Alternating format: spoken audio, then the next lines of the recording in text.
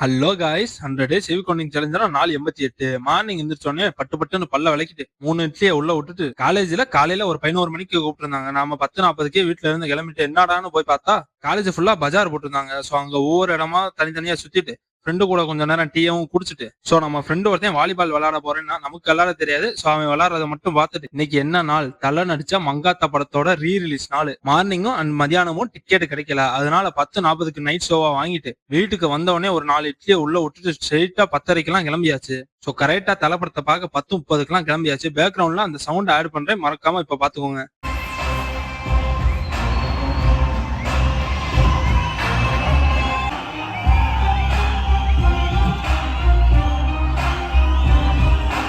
நம்ம வாலிபால் நண்பரும் சேர்ந்து வந்திருந்தாரு.